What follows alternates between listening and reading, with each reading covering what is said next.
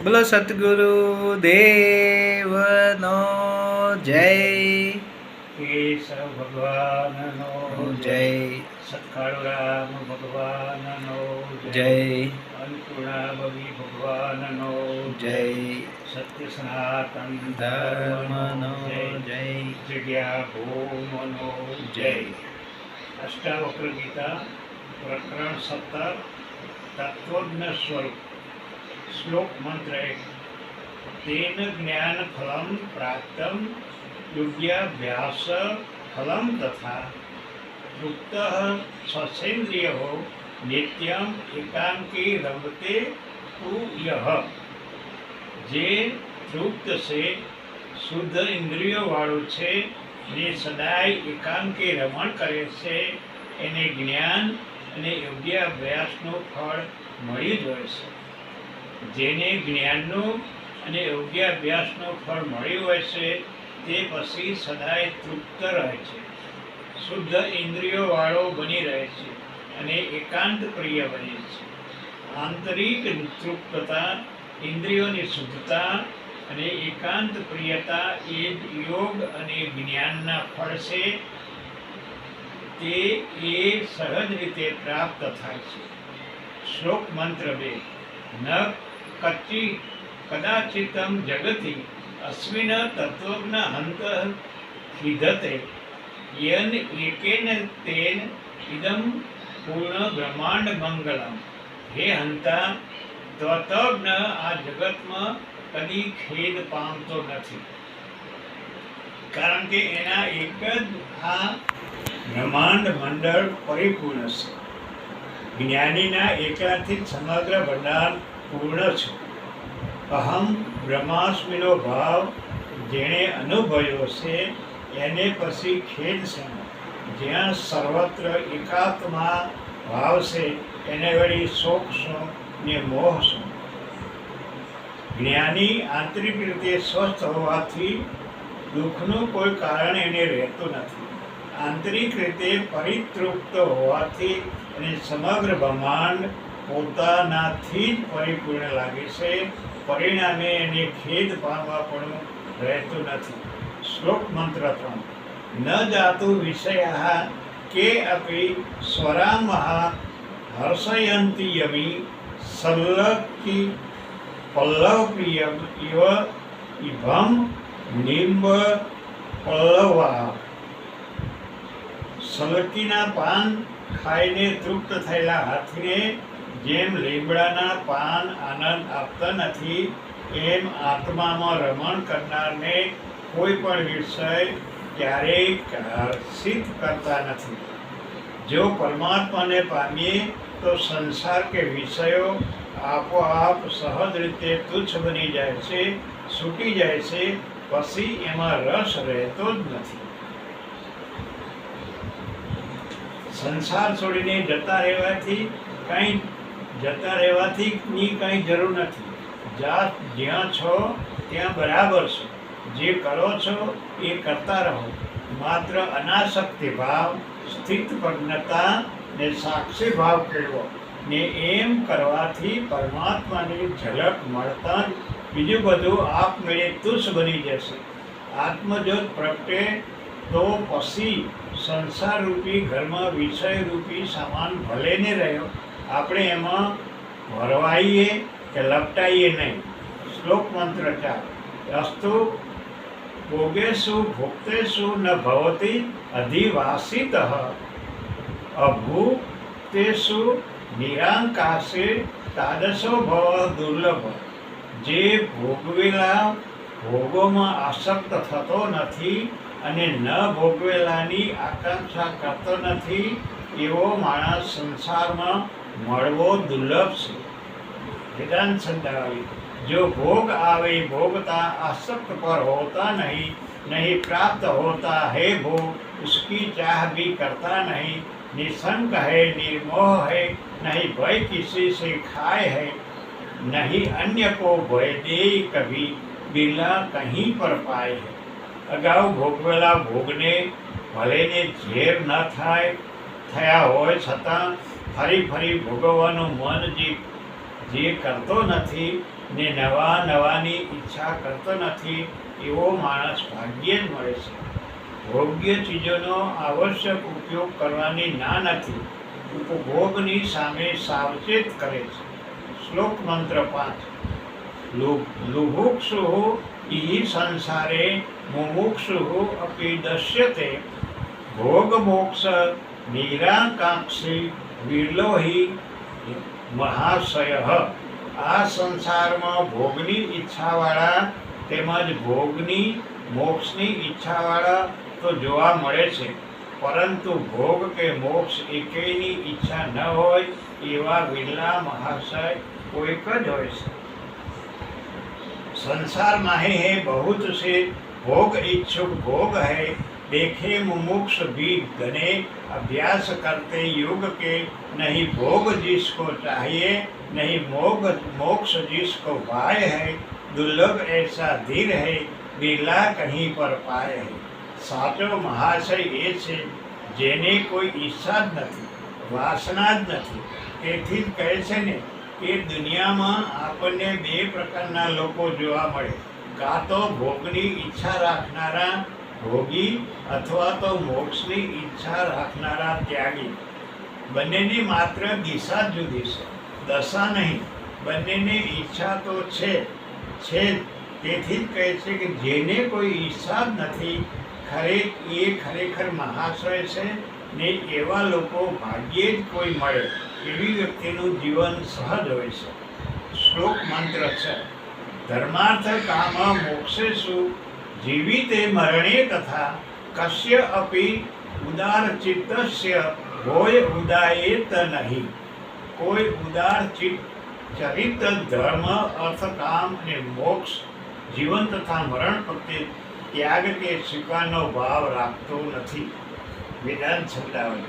नहीं धर्म की इच्छा जिसे, नहीं अर्थ की है कामना, नहीं काम की कांक्षा जिसे, नहीं भोग की है भावना, जीना जिसे रुचित नहीं, नहीं मृत्यु से घबराए है, लाखों करोड़ों मध्य में बिरला कहीं पर पाए. उदार चरित्र એટલે કે જ્ઞાની ચારેયમાંથી એક પણ પુરુષાર્થ પ્રત્યે કે જીવન મરણ પ્રત્યે ત્યાગ કે સ્વીકાર કોઈ ભાવ રાખતો નથી. બધા પ્રત્યે માત્ર ઉપેક્ષા ભાવ જ રાખશે છે.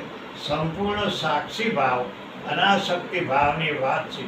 ઉદાર ચરિત્ર માટે બધું સરખું હોય છે, બધું જ ઈશ્વરની ઈચ્છા છે ને ઈશ્વરની કૃપા છે. ઉદાર ચરિત્ર ઈચ્છા અનિચ્છા કે પસંદ નાપસંદ જેવા દંડથી પર હોય છે. શ્લોક મંત્ર 7. વાંછાના વિશ્વ વિલય ન દ્વેષ તસ્ય ચ સ્થિતિ યથા જીવિક્યા તસ્યામાં ધન્ય આસ્તે યથા સુખમ.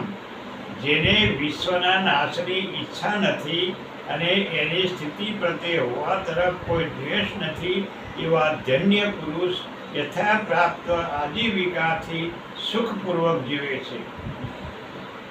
करना विलय इस विश्व का रुचिकर जिसे लगता नहीं, इस विश्व के व्यापार से देश भी करता नहीं, यह दिखता भी विश्व जिसको दृष्टि में नहीं आए है, सर्वत्र देख आप सो बिरला कहीं पर पाए. जेने कोई पण इच्छा नहीं एवा पुरुष धन्य छे. विश्व संसार रहे तो पण शुं ने न रहे तो पण शुं. खरा ज्ञानी संसारमां ज रहेवा छतां संसारनो नथी बनी जतो, संसारने पोताना मनमा संघळो नथी राखतो ने ए पत्थरने पगथિયું बनावी दे छे. ए करते साक्षी भाव ज राखे छे. जे साक्षी भाव होवाथी તેને આ જોઈએ આ ન જોઈએ એવા દંડ દ્વેષ પણ રહેતા નથી. એને જે મળે એમાં સંતોષ છે. જે મળે તે એને મન પ્રભુની કૃપા છે ને જે કાંઈ ન મળે તો એનો કોઈ અફસોસ નથી. શ્લોક મંત્ર 8. કૃતાર્થ અનેન જ્ઞાનતે ઇતિ એવં ગલિતધિ કૃતિ પશ્યન શ્રુષવન સ્પૃશન जिघन अस्यन आस्ते यथा सुखम. आ ज्ञानથી કૃતાર્થ થઈ જેની બુદ્ધિ ગળી ગઈ છે એવા કૃત્યકૃત પુરુષ જોતો, સાંભળતો, અડતો, સૂંઘતો, ખાતો સુખેથી રહે છે. કૃત્ય હૈ નિજ જ્ઞાન से, संतृप्त है विज्ञान से, संतुष्ट अपने आप में, नहीं काम कुछ है ध्यान से, सुनता सभी में आपको है, आपकी ही गाय है, भोला कहीं ऐसे घने, विला कहीं पर पाए. આ જ્ઞાનથી એટલે કે આત્મજ્ઞાનથી જેની બુદ્ધિ ગળી ગઈ છે અર્થાંત લય પામી છે, એટલે કે બુદ્ધિ વ્યર્થ તર્કના ઘોડા દોડાવતી નથી પણ ક્ષમતા જ જાળવે છે. બુદ્ધિ હવે પૂર્ણપણે વિવેક બુદ્ધિમાં પરિણમે છે. બુદ્ધિયોગ થયો છે. આત્મજ્ઞાન થવાથી પોતે કૃતાર્થ થયો છે, ધન્ય થયો છે ને પરિણામે જેને સામાન્ય બુદ્ધિ વિવેક બુદ્ધિમાં પરિણમી છે એવા ધન્ય પુરુષ તો પછી ઇન્દ્રિયોની વ્યવહાર કરતાં કરતાં પણ સુખમાં જ રહે છે. એવો જ્ઞાની પ્રત્યેક ઇન્દ્રિયોના સહજ અને સંગત વ્યવહારમાં જરૂર કરે છે, છતાં પોતાના કર્તભાવ ક્યાંય વચ્ચે આવ્યા વિના સુખમાં જ રહે છે. કર્તા ભાવના આવવાથી તો દુઃખ ઊભું થાય છે. ઇન્દ્રિયોનો વ્યવહાર આડેધડ કરવો એ દુઃખ છે, તો બીજી તરફ બિલકુલ વ્યવહાર ન કરવો એ પણ દુઃખ છે. ત્યાં નથી કરવાનો નેગેટિવ કરતા ભાવ હાજર હોય છે ને એ કરતા ભાવને લોકો સન્માનભરી રીતે સ્વીકારતા હોય, અહમ ઉલટાનો વધુ મજબૂત બને છે. મૌન, ઉપવાસ, દેહ દમન વગેરે. વળી ગલિતથી કે બીજી રીતે એમ સમજી શકાય કે જ્ઞાન પ્રાપ્ત કરવા છતાં જ્ઞાનીને હું જ્ઞાની છું એટલું વિચારવાની પણ બુદ્ધિ રહેતી નથી. એટલે કે કોઈ અહમ રહેતો નથી. પોતે જાણવા છતાં 100% ખાતરીપૂર્વક દાવો ન કરે કે હા આમ જ છે. એ કહે કે આમ પણ હોઈ શકે ને તેમ પણ હોઈ શકે. આખરે તો શું છે એ પોતે જ નક્કી કરવાનું છે. શ્લોક મંત્ર 9. શૂન્ય દ્રષ્ટિ, વૃથા ચેષ્ટા, વિકલા ઇન્દ્રિયાણી ચ, ન સ્પૃહા, ન વિરક્ત, ન ક્ષીણ સંસાર સાગરે. સંસાર સાગરના ક્ષીણ થતાં દ્રષ્ટિ શૂન્ય બને છે, ચેષ્ટા વ્યર્થ બને છે ને ઇન્દ્રિયો શુદ્ધ થાય છે. ત્યાં પછી નથી કોઈ સ્પૃહા રહેતી કે નથી વૈરાગ્ય પણ રહેતો. नहीं राग करता भोग में, नहीं द्वेष करता भोग से, नहीं पास जाता योग से, नहीं दूर रहता योग से, नहीं इंद्रिया होती विकल, नहीं रक्त है न विरक्त है तृप्त अपने आप में, सुप्राज्ञ जीवन मुक्त है. જ્ઞાની માટે સંસાર ક્ષીણ થયેલો હોય છે, એથી એની દ્રષ્ટિ પણ શૂન્ય બને છે, ઇન્દ્રિયો શુદ્ધ બને છે ને કંઈ જ સ્પૃહા કે વૈરાગ્ય પણ રહેતો નથી. વિતરાગ દશા થઈ જાય છે. રક્ત પણ નહીં કે વિરક્ત પણ નહીં, માત્ર અરક્ત ને એવા સમત્વ ભાવયુક્ત સ્થિત પ્રજ્ઞની ઇન્દ્રિયો શુદ્ધ રહે છે. એટલે કે ઇન્દ્રિયો પણ એના વ્યવહારોમાં સમ રહે છે. ન જાગૃતિ ન નિંદ્રાતી, ન ઉન્મીલતી ન મીલતી, અહો પરદશા ક અપી વર્તતે મુક્ત ચેતસ. જે જાગતો નથી, સૂતો નથી, આંખ ઉઘાડતો નથી કે બંધ કરતો નથી, અહો મુક્ત ચેતન રસની કેવી તૃપ્ત પરમ દશા છે. બેઠે નહીં, નહીં હો ખડા, નહીં આંખ નીચે ખોલતા, જાગે નહીં, સોવે નહીં, ચुपका नहीं, नहीं बोलता, चेष्टा सभी करता रहे, फिर भी न चेष्टा युक्त है, निसंग कर्म अकर्म से सो प्राज्ञ जीवन मुक्त है. પરમ જ્ઞાનીને માટે અહીં મુક્ત ચેતસ્ય કહે છે. મુક્ત ચિત્ત વ્યક્તિ અર્થાત જે હવે ચિત્તથી મનથી મુક્ત થઈ ગઈ છે. મન એની જેની પર હુકમ ચલાવી શકતું નથી, બલકે મન તેને વશ રહે છે. તેને ઉન્મની અમની દશા કહી શકાય.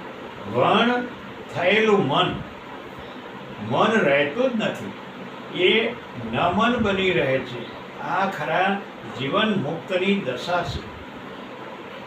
મુક્તચિત્ત બનેલો પુરુષ જાગતો પણ નથી કે સૂતો પણ નથી. એટલે એમ નહીં કે ઊંઘતો જ રહે છે, જાગતો નથી. એટલે કે સામાન્ય જન જ્યાં ખૂબ રસ લે છે, ધ્યાન આપે છે, આસક્ત થાય છે, એવા દુનિયાવી વ્યવહારોમાં એ ક્યાંય વચ્ચે પડતો નથી અને સૂતે પણ નથી. એટલે એમ નહીં કે એ ઊંઘતો જ નથી, ઊંઘ આવે ત્યારે એ પણ ઊંઘી જાય છે. પરંતુ જ્યાં સામાન્ય જન અજ્ઞાનમાં ઊંઘી જાય છે, ત્યાં એ તો સદાય જાગ્રત રહે છે. વળી કહે છે કે આંખ ખોલતો નથી કે બંધ કરતો નથી. એટલે એમ નહીં કે આંખ ખોલે બંધ કરતો નથી, કરે જ છે. પણ જ્યાં સામાન્ય જન આંખો ફાડી ફાડીને રસપૂર્વક બધું જુએ છે ને મજા માણે છે, ત્યાં જ્ઞાનીની આંખ ખુલ્લી હોવા છતાં એનું મન એમાં દોડતું નથી ને સામાન્ય જન જ્યાં જોયું ન જોયું કરી દેશે. આવા તો આંતર તરફ કદી જોતો જ નથી. ત્યાં જ્ઞાની આંખ ખુલ્લી રાખે છે. જે થાય છે એ બધું પરમાત્મા જ કરે છે. એ ભાવ હોય છે એને ઉત્કૃષ્ટ દશા કહે છે. જ્યાં કરતા ભાવ નથી ત્યાં કાંઈ જ ચિંતા પણ નથી. ચિત્ત જ નથી તો ચિંતા ક્યાંથી હોય? શ્લોક મંત્ર 11. સર્વત્ર દશ્યતે સ્વતઃ સર્વત્ર વિમલસ્ય સમસ્ત વાસના મુક્ત સર્વત્ર રાજતે. જે મુક્ત છે તે સર્વસ્થ સ્વસ્થ અને વિમલ આશ્રયવાળો જ દેખાય છે ને બધે પ્રત્યેક વાસનાથી મુક્ત રહે છે ને એમ શોભે છે. सुख दुख में शीतोष्ण में समचित रहता है सदा. क्या मित्र हो क्या शत्रु हो सब देखता है सर्वदा. सब वासनाओं से रहित निज आत्मा में अनुरक्त है. सब विश्व देखे ब्रह्ममय सो प्राज्ञ जीवन मुक्त है. જ્ઞાની પુરુષ સર્વત્ર બધી જગ્યાએ અને બધી પરિસ્થિતિમાં સ્વસ્થ એટલે કે સંયમમાં સ્થિત જ હોય છે. એ કદી ક્યાંય વિચલિત થતો નથી, લોભાતો નથી, ડરતો નથી. ગમે એવા પ્રલોભનો આકર્ષણો પણ એને ડગાવી શકતા નથી. એ સાક્ષાત મૃત્યુથી પણ એ વિચલિત થઈ ઉઠતો નથી. અને એવો જ્ઞાની દરેક જગ્યાએની દરેક પરિસ્થિતિમાં વિમળ આશયવાળો જ હોય છે. એને કદી કોઈ વિકૃતિ આશય હોતો નથી. એ વિમળ આશયવાળો એટલે કે સહજપણે થતું હોય એમ થવા દે. કારણ કે એને આમ કરવું છે ને નથી કરવું એવી કોઈ ઈચ્છા રહેતી નથી. એ સમસ્ત વાસના મુક્ત છે. એવો મુક્ત પુરુષ બધી જગ્યાએ બધી પરિસ્થિતિમાં શોભે જ છે. એવો સ્વસ્થ જ્ઞાની દેહના ઇન્દ્રિયોના વ્યવહારો કરવા છતાં સદાય જીવન મુક્ત છે. શ્લોક મંત્ર 12. પશ્યન શ્રુત્વન સ્ફુર્ન જિઘન અશ્વન ગ્રહણ વદન વ્રજન ઇતિ ઇહિતા નિજ હિતે મુક્ત એવા મહાશય. ખરેખર ઈચ્છા અનિચ્છાના ભેદથી મુક્ત થઈ ગયેલો મહાશય જોતો, સાંભળતો, સ્પર્શતો, સૂંઘતો, ખાતો, લેતો, બોલતો, ચાલતો હોવા છતાં મુક્ત છે. सुनता हुआ या देखता हुआ, सुता हुआ या सूंघता, लेता हुआ, देता हुआ, जागता हुआ या ऊँघता, आता हुआ, जाता हुआ निज आत्मा में संतुष्ट है. चेष्टा अचेष्टा से रहित सो प्राज्ञ जीवन मुक्त है. જેને ઈચ્છા અનિચ્છા છે જ નહીં એવો જ્ઞાની ઇન્દ્રિયોના વધારો કરતો હોવા છતાં મુક્ત જ છે. એ એમ ક્યાંય લપટાતો નથી, બંધાતો નથી. ઇન્દ્રિયો સાધનરૂપ બનીને પોતે પોતાનું કામ કરી જાય. જ્ઞાની તો સાક્ષી બનીને અલિપ્ત રહીને જોયા કરે છે, પોતાની જાતને એમાં સંડોવતો નથી. પહેલું જ છે પશ્ચિમ જોવાનું. આંખનું કામ જ છે જોવાનું. આંખ પોતાનું કામ કરી જાય, પણ મન તેમાં ન જોડાય, ન દોડે તો એનું કાંઈ બંધન થતું નથી. અજના ખાવાની વાત છે. દેહને જરૂર પૂરતું જે જરૂર ખાય, પણ સ્વાદની પાછળ ઘસડાય નહીં તો એ મુક્ત જ છે, ઉપવાસિત છે. વદન એટલે બોલતો જરૂર પૂરતો જ અને બોલવા જેવું જ બોલે એ મૌન જ છે, મૌની જ છે. વ્રજન ચાલવાની વાત કરે છે. જ્ઞાની ચાલતો હોવા છતાં સ્વમાં સ્થિર જ છે ને તેથી મુક્ત જ છે. શ્લોક મંત્ર તે ન નિંદ્રાદી ન ચ સૌતી ન રુદષ્ટિ ન કૃષ્ટિ ન દદાતિ ન ગ્રહણાતિ મુક્ત સર્વત નિરસ. જે મુક્ત છે તે નિંદા કરતો નથી, સ્તુતિ પણ કરતો નથી, હર્ષિત થતો નથી કે ગુસ્સે પણ થતો નથી, કંઈ દેતો પણ નથી કે કંઈ લેતો પણ નથી. એ સર્વત્ર નિરસ રહે છે, એટલે કે ક્યાંય રસ લેતો નથી. નિંદા પ્રશંસા સે રહિત સંપદા સમ આપદા देता नहीं लेता नहीं समता चित निर्भय सदा सर्वदा जिसको विषम भाषे नहीं सर्वत्र समता मुक्त है मन अमन बालक सा अचल सो प्राज्ञ जीवन मुक्त है.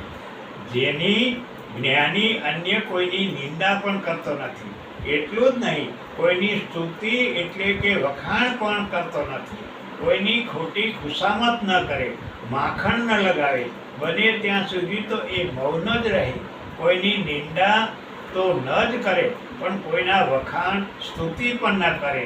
કારણ કે સ્તુતિ કરવાથી સામેની વ્યક્તિના અહંકારને બળ મળે છે, એ મજબૂત બને છે અને એના અહમને પુષ્ટ કરવાનું પાપ બંધન સ્તુતિ કરનારને લાગે છે. આમ નિંદાનું તો પાપ લાગે જ છે, સ્તુતિનું પણ લાગે છે. જ્ઞાની જેનાથી દૂર રહે છે, જ્ઞાની સર્વત્ર આત્મ તત્વને જ જુએ છે. જે વાણી વિચારથી પર છે તો પછી એની સ્તુતિ પણ કઈ રીતે કરાય.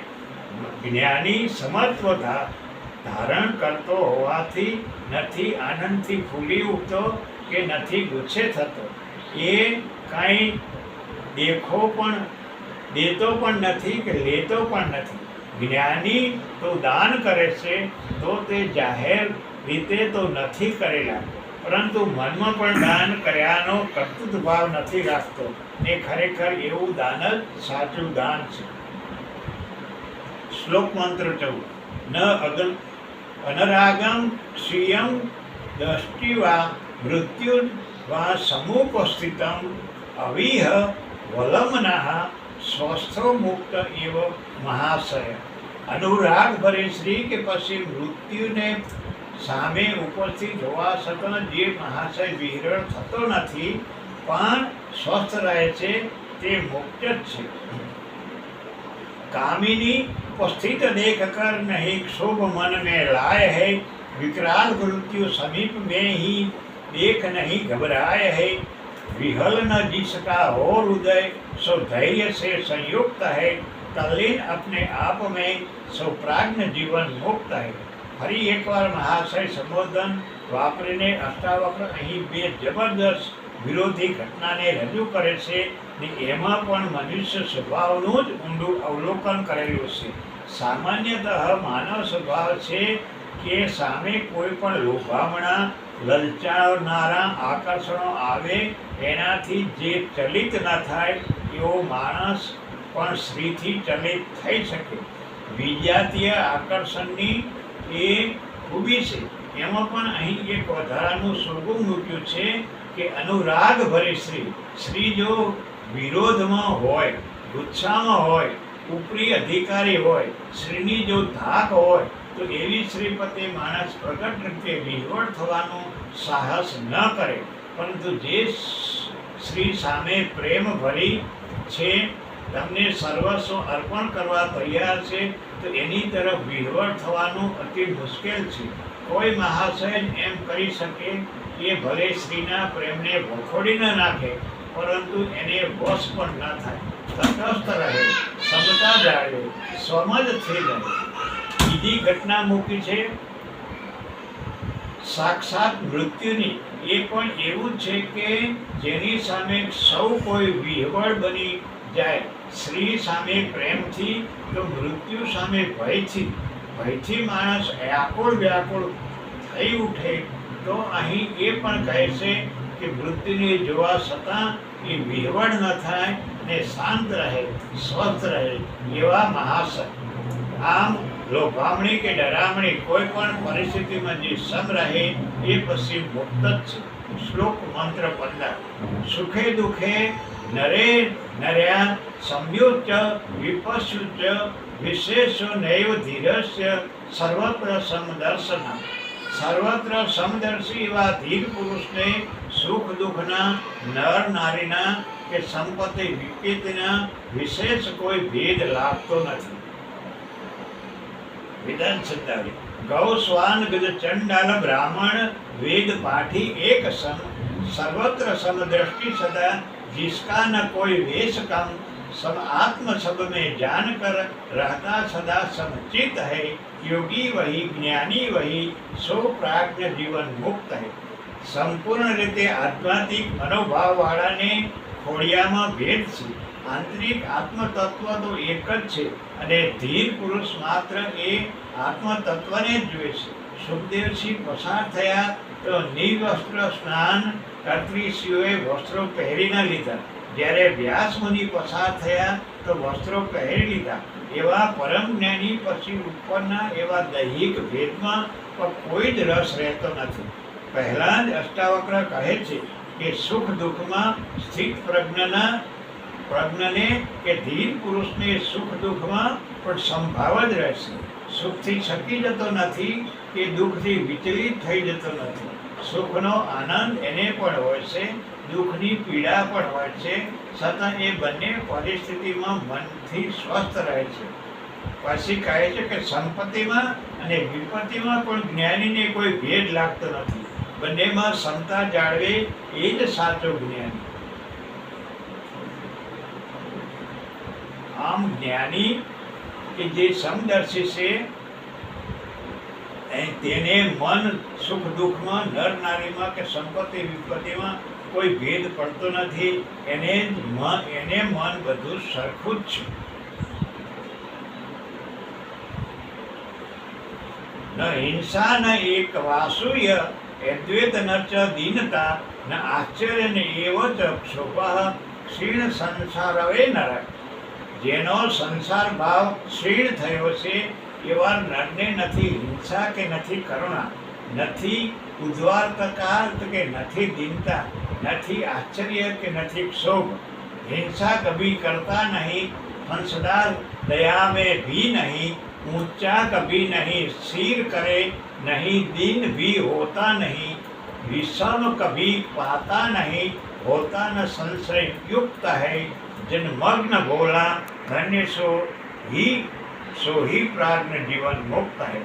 ક્ષીણ સંસાર પડે એટલે સંસાર ક્ષીણ થયો છે એમ મનમાં જે સંસાર ભાવ રહેલો છે એક સ્થિર થવો જોઈએ. જેને સંસાર પ્રત્યે, સંસારના વ્યવહારો પ્રત્યે, સંસારના સંબંધો પ્રત્યે, સંસારના સગા વહાલા પ્રત્યે, સ્ત્રી પ્રત્યે કે સંતાનો પ્રત્યે કોઈ જ આસક્તિ રહેતી નથી. એના મનમાં એ તરફ કોઈ આસક્તિ, મમતા, વળગણ રહેતા નથી. ન મુક્ત વિષય વિશ્વ ન વિષય લોલુપ અસંસક્ત મનઃ નિત્યમ પ્રાપ્ત અપ્રાપ્યમ ઉપાશ્રુતે. મુક્ત છે તે નથી તો વિષયોથી શ્વેષ કરતો કે નથી તેમાં લોલુપ હતો. એ તો નિત્ય અનાસક્ત મનવાળો રહી પ્રાપ્ત અપ્રાપ્ત વસ્તુને ભોગવે છે. મુક્ત એટલે કે જીવન મુક્ત એવો પુરુષ કદી કોઈ પણ વિષય તરફ દ્વેષ કરતો નથી, દ્વેષ ભાવ રાખતો નથી, તેમજ એમાં લોલુપ પણ થતો નથી, આસક્તિ રાખતો નથી. એનું મન સદાય અનાસક્ત જ રહે છે અને એ લાભ સંતુષ્ટ હોય. એને કાંઈ મળે એમાં સંતોષ. એટલું જ નહીં, અહીં કહે છે કે અતૃપ્ત વસ્તુને પણ ભોગવે છે. એટલે કે જે અપ્રાપ્ત છે એની મનમાં જરા પણ આકાંક્ષા કરતો નથી કે આ મને નથી મળ્યું. જે મળ્યું છે કે ઈશ્વરની કૃપા છે, નથી મળ્યું એનો જરાય અફસોસ નથી. આ છે સાચો સહજ સંન્યાસ. જ્ઞાની સદા સતત વર્તમાનમાં જીવે છે. એ જે મળ્યું એને તો ભોગવે છે, નથી મળ્યું એને પણ ભોગવે છે. એટલે કે બધી રીતે એ સુખી છે, મહાભોગી છે. શ્રી રામકૃષ્ણ પરમહંસને એક જણ પૈસાની થેલી આપવા આવ્યો તો તેઓ કહે, પૈસાનું મારે શું કામ છે, જ્યાં નાખી દે નદીમાં. પેલો કહે કે વાહ, આપ કેવા ત્યાગી છો. તો રામકૃષ્ણ કહે, ત્યાગી તો તું છે કે પરમાત્મા છોડ્યા છે. અમે તો પરમાત્માને પકડી રાખ્યા છે, આમ તો ભોગી જ છીએ. શ્લોક મંત્ર 18. સમાધાન અસમાધાન હિતિ અહિત વિકલ્પન શુદ્ધ ચિત્તો ન જાતન નાનાથી કેવલ્ય ઇવ સંસ્થિત. શૂન્ય ચિત્ત પુરુષ સમાધાન અસમાધાન તેમજ હિત કે અહિતના વિકલ્પોને જાણતો જ નથી. એ તો કૈવલ્ય જેવો સ્થિર છે, અર્થાત જે સ્વયંમાં સ્થિર છે, આત્મામાં સ્થિત છે, એ મક્કમ જ છે. જ્ઞાની શૂન્યચિત્ત હોય છે, એટલે કે એના ચિત્તનો કબજો વૃત્તિઓ રહેતી નથી. ત્યાં ચિત્ત વૃત્તિઓ નિરોધ સહજ રીતે હોય છે. પરંતુ આવું શુદ્ધ ચિત્ત એ જ ચૈતન્ય છે, અર્થાત જ્ઞાની કેવલ્યમાં સ્થિત છે. કેવલ્ય દશામાં જે હોય છે એ જ કેવળ જ્ઞાની છે. એવો જ્ઞાની હિત અહિત કે સમાધાન અસમાધાનની કલ્પના કરતો નથી. જ્ઞાની કોઈનું અહિત ન કલ્પે એમ હિત પણ કલ્પતો નથી. કોઈ સાથે અસમાધાન ન કરે તો સમાધાન અંગે પણ વિચારતો નથી. સાક્ષી ભાવે બધું જોયા જ કરે છે. એને સંયમના સંદર્ભે જોઈએ તો સમાધાન અર્થાત સમાધિ એમ લઈએ તો જ્ઞાનીને તો કાયમ સમાધિ જ છે, સહજ સમાધિ ભલે. એથી એ સમાધિ વિશે કે અસમાધિ વિશે કંઈ વિચારતો નથી. એ સમાધિની હિત હશે કે અસમાધિથી અહિત થઈ જશે એમ પણ વિચારતો નથી. એ તો દર્પણ જેવો બની રહે છે. પોતાના ચિત્તરૂપી દર્પણ સામે અનાયાસે જે આવે એ સહજ ભાવે સ્વીકારે છે. એ જે આવેલું જતું રહે તો પણ એ સ્વસ્થ શાંત જ રહે છે. એ કંઈ જ કરતો નથી. શ્લોક મંત્ર 19. નિર્મમો નિરહંકારો ન ચિતિદ ઇતિ નિશ્ચિત અંતઃગલિત સર્વસઃ કુર્વન્નપી કસ્યનિત. જેની સર્વ આશાઓ અંદર જ ગળી ગઈ છે ને જેને ખાતરી થઈ છે કે કાંઈ છે જ નહીં, એવા મમત્વ રહિત અને અહંભાવ રહિત જ્ઞાની કર્મ કરવા છતાં કાંઈ જ કરતો નથી. જેને કોઈ જ આશા નથી, આકાંક્ષા નથી, મમતા નથી કે અહંકાર નથી, એ પછી સદાય તૃપ્ત જ છે. એને કાંઈ જ ઓછપ લાગતી જ નથી. એ જે કંઈ કરે છે એ પણ ઈશ્વરનું જ કરણ બનીને કર્તૃત્વ ભાવ વિના જ. જેને કાંઈ જ આશા આકાંક્ષા છે જ નહીં, તેમજ કર્તૃત્વ ભાવ નથી, એ ખરો જ્ઞાની છે, સાચો સંન્યાસી છે. સંપૂર્ણ રીતે સંન્યાસ ભાવ દશા મુક્ત એ વ્યક્તિ રોજિંદા જીવન વ્યવહાર જરૂર ચલાવે છે ને જરૂર એવા કર્મો કરે છે, છતાં વાસ્તવિક રીતે એ કાંઈ જ કરતો નથી, કારણ કે એવી કોઈ વૃત્તિ ત્યાં નથી. શ્લોક મંત્ર 20. મનઃ પ્રકાશ સંમોહ સ્વપ્ન જાગય વિવર્જિત દશા કામ અપી સંપ્રાપ્યો ભવેત ગલિત માનસ. જેનું મન ગળી ગયું છે એને જ, તેમજ જેને કર્મ મોહ સ્વપ્ન જડતા મનથી સમાપ્ત થઈ ગયા છે એ પુરુષ કેવી અવર્ણીય દશા પ્રાપ્ત કરે છે. મન ગળી ગયું એટલે કોઈ વૃત્તિ મનોવૃત્તિ જ નહીં. આશા ઈચ્છા આકાંક્ષા તૃષ્ણા વાસના કાંઈ જ નહીં. અમની દશા થઈ ગઈ. એવા જ્ઞાનીને પછી મનથી બધું જ સમાપ્ત જ છે. કર્મ રહેતા નથી, કારણ કે કર્તૃત્વ ભાવ નથી, કોઈ મોહ નથી. મોહ માયા મમતા પણ મનના જ કારણ છે. મન ન હોય તો એ પણ ન હોય. નથી સ્વપ્ન કે નથી જડતા. સ્વપ્નો પણ વિચારોની જ પ્રતિછાયા છે. ચેતન મન કે અચેતન મનમાં જે રહેલું છે તે સ્વપ્ન રૂપે બહાર આવે છે. સામાન્ય રીતે બાહ્ય દ્રષ્ટિએ જળ અને પાણી કોઈ વાર સરખા લાગે. તેથી અહીં ખાસ કહ્યું છે કે જેની જડતા પણ સમાપ્ત થઈ ગઈ. જળ છે તે મંદ બુદ્ધિ છે. જ્યારે પ્રાણી તો પરમ બુદ્ધિશાળી હોય છે, બુદ્ધિ યોગને પ્રાપ્ત થયો છે, ત્યાં કોઈ પ્રકારની જડતાનો તો પ્રશ્ન જ રહેતો નથી. આવી પરમ દશા એ જ કૈવલ્ય દશા છે, પરમહંસની દશા છે ને એ અવર્ણ્ય છે. શબ્દો પાસે એ દશાના વર્ણનની સ્થિતિ નથી. જેને પરમ તત્વ પણ વાણી વિચારથી સ્પર્શે એ પરમ તત્વના પામેલો પુરુષ પણ વાણી વિચારોથી વર્ણવી શકાય નથી. એ તો જે સાક્ષી ભાવને પ્રાપ્ત છે એ જ આવા પરમ જ્ઞાનીને જાણી શકે છે. અહીં ગલિત માનસ કહે છે, મન જ્ઞાનીની બુદ્ધિ ગળી ગઈ હોય છે. એથી જ કહ્યું છે કે જ્ઞાની અને જડ સરખા લાગે પણ હોય નહીં. જ્ઞાની બુદ્ધિને પાર કરીને બુદ્ધત્વને પાર કરી ચૂક્યો હોય છે. જડ તો બુદ્ધિના પહેલા પગથિયે પણ હોતો નથી. સાધારણ બુદ્ધિથી ધીહીમાંથી આગળ થાય ધ્યાન. ધ્યાન એટલે વિશેષ શુદ્ધ બુદ્ધિ ને એ જ આગળ વધતા સૂક્ષ્મ બને છે, તીવ્ર બને છે, જે દ્વારા પરમ તત્વની ઝલક મળે છે. એવા જ્ઞાની પણ અવર્ણનીય છે. પ્રકરણ 17 સમાપ્ત. બોલો સદગુરુ દેવની જય.